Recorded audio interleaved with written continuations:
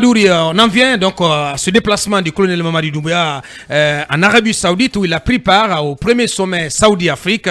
Il a regagné Conakry hier. Qu'est-ce qu'on peut dire sur sa mission, la mission qu'il a effectuée, ce déplacement qu'il a effectué au Royaume Wahhabite, la moisson qui en a résulté, mais aussi sur l'accueil qui lui a été réservé hier à son retour.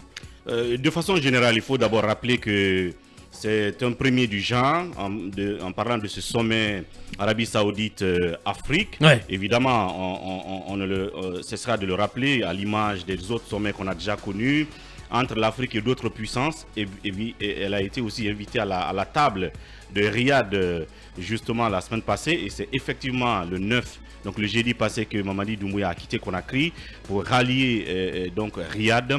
Et comme beaucoup d'autres chefs d'État qui, comme lui, étaient très contents d'ailleurs de prendre part à cette rencontre, à ce sommet premier du genre, bien, ça s'est véritablement super bien passé. Ouais. Comme on a vu les retours en images, les commentaires, ici et là.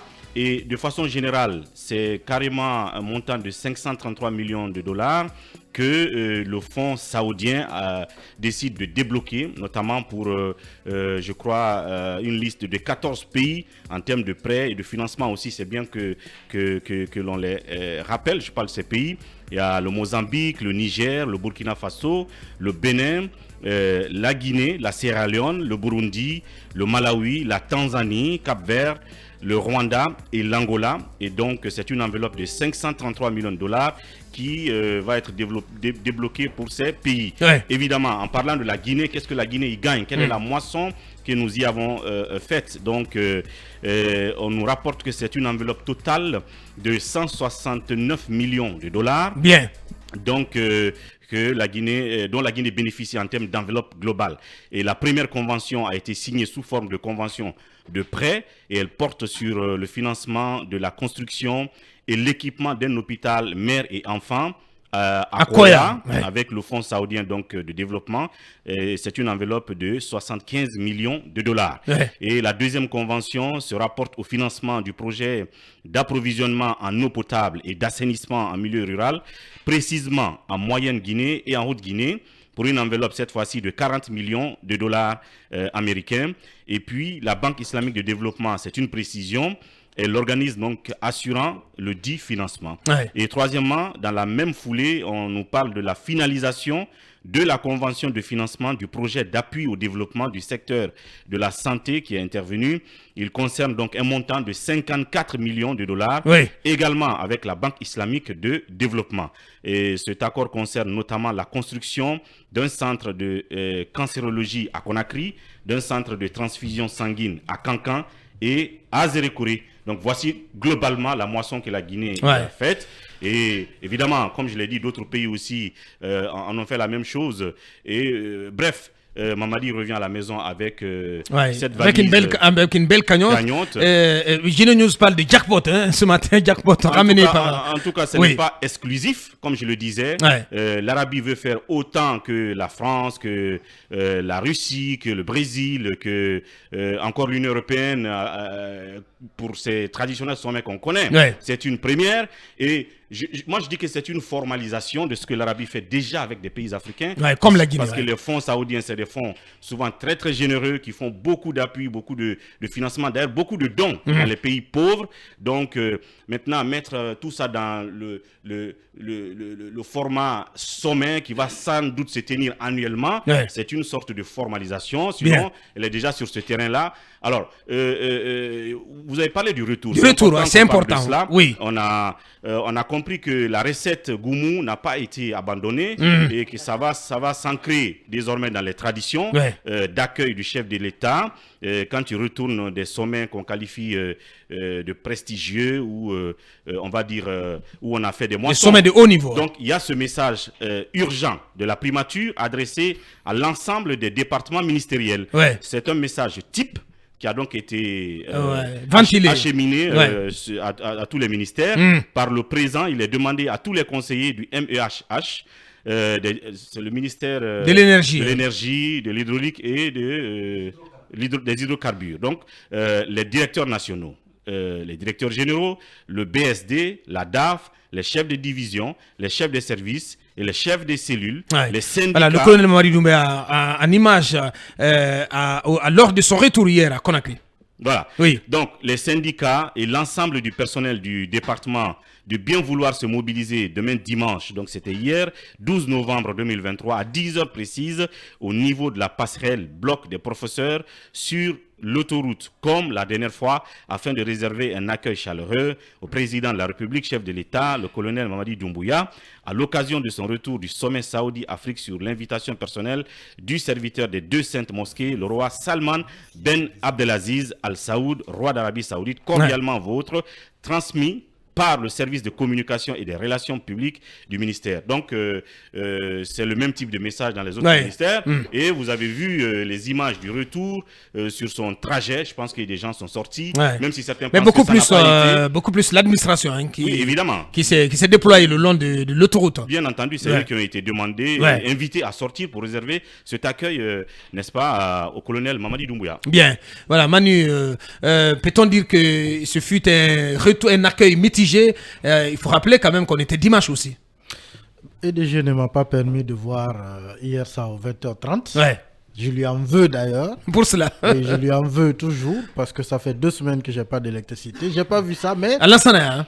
Ouais. Lansana... Barrage. Lansana barrage. Mais il y a quand même, pour parler un peu de cette belle moisson, parce que pour moi c'est une belle moisson quand même, qui finalement donne raison à l'utilité du déplacement du colonel Mamadi Doumbouya. Et dans ces différentes conventions, c'est qu'on voit tout de suite transparaître son social. Parce qu'un hôpital, mère et enfant, je trouve que c'est social.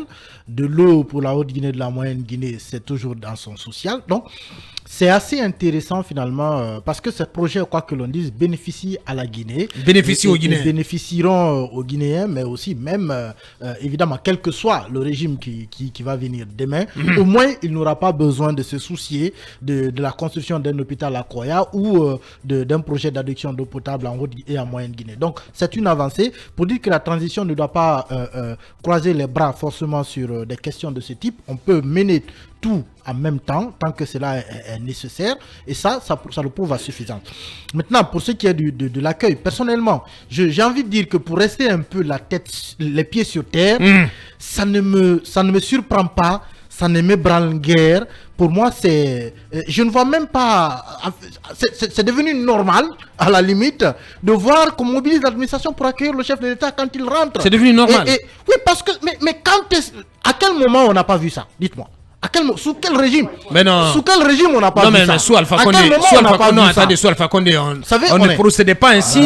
On ne contraignait pas. Non, mais attendez, Manu, on ne contraignait pas l'administration à sortir pour aller l'accueillir, Manu. Manu, attention, ça ne passe pas. Parce que l'administration, non, c'est une moquerie ça. Mais non, Manu, attention. Vous n'êtes pas obligé d'être d'accord avec moi. Non, je ne suis pas forcément une bonne pratique. Vous voulez entendre. Ce n'est pas en rentrant. Permettez-moi. Kassori n'envoyait pas de messages aux gens pour dire mobilisez-vous parce qu'Alpha revient ou encore qui. On n'a pas vu ça. On n'a pas vu ça sur Alpha Condé. On n'a pas vu ça sur Alpha Condé. Allez, je ne suis pas en train de banaliser, mais je suis en train de dire que je ne suis pas surpris. Kassori ou Alpha Condé, on n'envoyait pas des messages dans les services, mais quand on dit que le président arrive et qu'il faut l'accueillir, tout le monde sait que tu dois aller l'accueillir. Pourquoi? Parce que Alpha. Manu, une seule fois, tu as vu l'administration obligée de s'aligner le long de l'autoroute pour accueillir Alpha Condé? Une seule fois, tu l'as vu? Je veux vous dire une chose. Non, je te pose une question. Justement, je suis en train de vous répondre. Mais dites-nous clairement non. Il faut que je vous réponde. C'est pas une question de non ou oui. Allez-y alors. Parce que sous un président élu, sous la bannière d'un parti politique, l'administration, elle est déjà politique. Alors quand ce président il vient, cette administration, même si on ne l'appelle pas, elle vient. Non, je t'ai posé une question. Manu, tu refuses de répondre à ma question.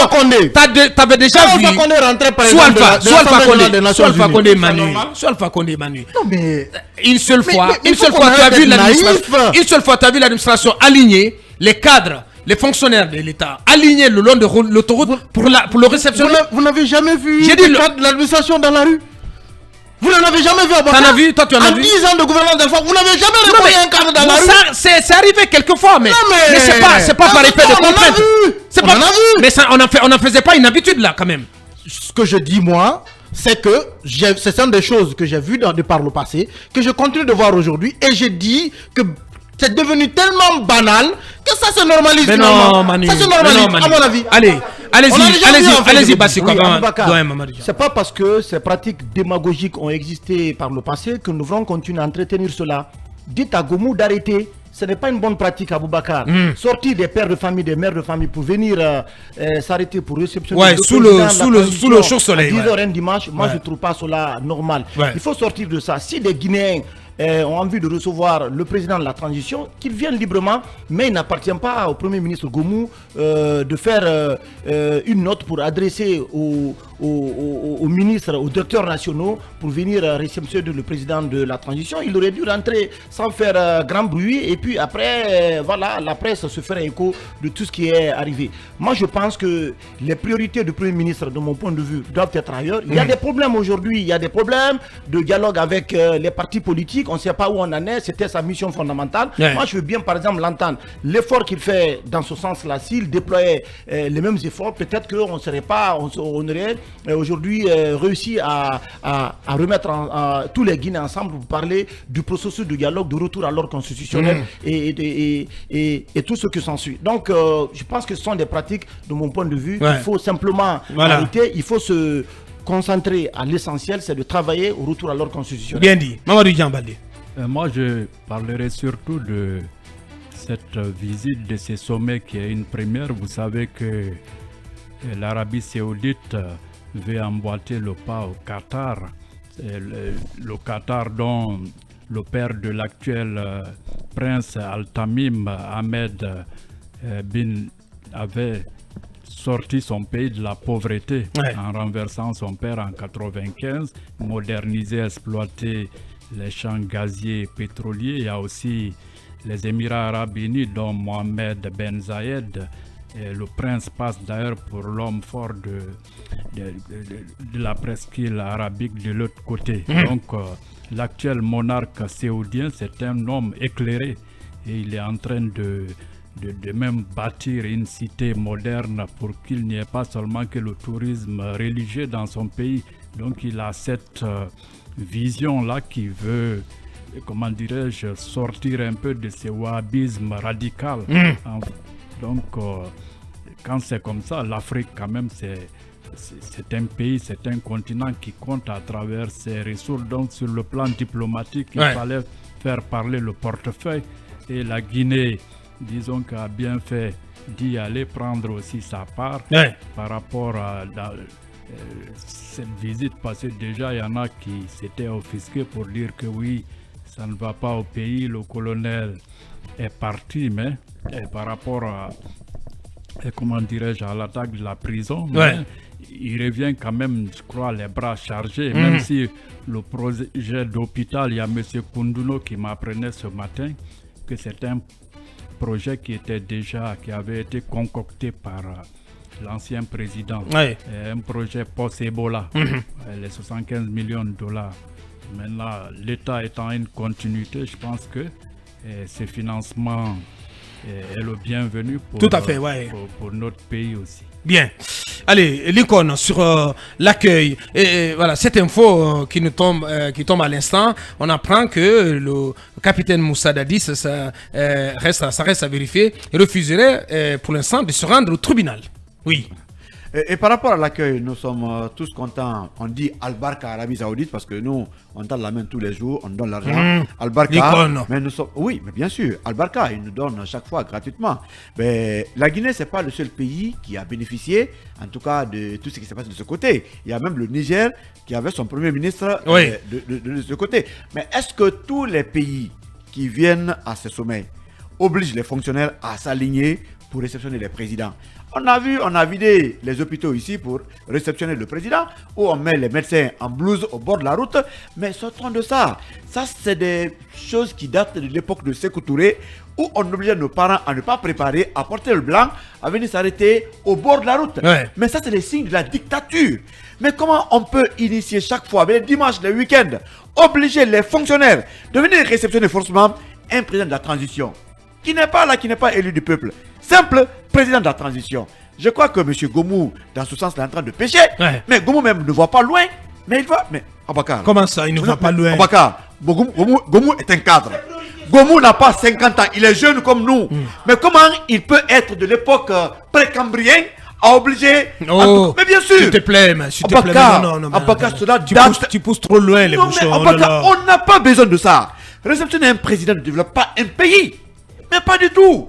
Et les gens qui ont des cérémonies, ceux qui ont des activités, Abakar, sortons de ça. Ouais. Aujourd'hui, moi je voudrais que le président m'a dit, essaie de mettre un stop à ça. Alpha Condé l'a fait pour 2 fois. La première fois, je crois que c'est quand il a été élu président en exercice de l'Union africaine. Ouais. C'était des occasions rares. Occasions rares. On a payé même des citoyens pour être dans la rue. La deuxième fois, c'est quand le FNDC a beaucoup mobilisé à Conakry par rapport au 3e mandat. Et Alpha rentre de l'extérieur. On l'a obligé aussi de répondre. Et ce jour, ils ont payé même les enfants de la rue portant le jaune pour montrer en tout cas c'était combien?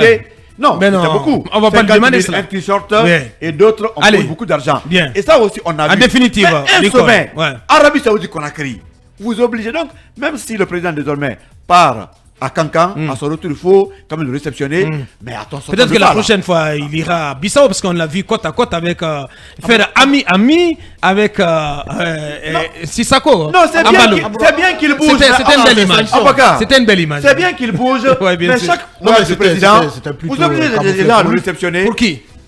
Pour Ambalo? J'ai dit, j'imaginais bien dans sa tête qu'est-ce qui se disait après ces sanctions. Oui, Ambalo, forcément. Il rencontre l'homme qui a interdit de voyager. Ambalo, forcément, il devait être dans des petits souliers, c'est sûr. Allez, le colonel, franchement, sortons de la démagogie. Le coup d'État a été perpétré pour éviter les pratiques du passé. Et très malheureusement, on est en train de créer de nouvelles pratiques. Sortons de ça. Bien, Lincoln. Oui, Talibé, pour clore. On nous a encore servi une administration... pas dans la rue, mais à la rue. Hein? Parce que Aboubakar. À la rue? Parce que Aboubakar, franchement, c'est gênant, c'est honteux qu'un État. Moi, j'ai parlé de réquisition à l'accueil présidentiel. Aux fins d'accueil. Aux fins d'accueil présidentiel. Comme les réquisitions de Alphonse Chalouette. Ouais. Mais c'est incroyable. Moi, pour Chalouette, c'est les injonctions. Oui, bien. Réquisition et injonction. Vous avez vu que j'y perds mon latin. Bien sûr. J'y perds mon latin. Je parlais d'injonction. D'injonction aux fins d'accueil présidentiel. On n'en a pas besoin. Oui, on nous parle de 160 millions de dollars. 169, exactement. Mais vous savez que quand on se rend dans les pays arabes,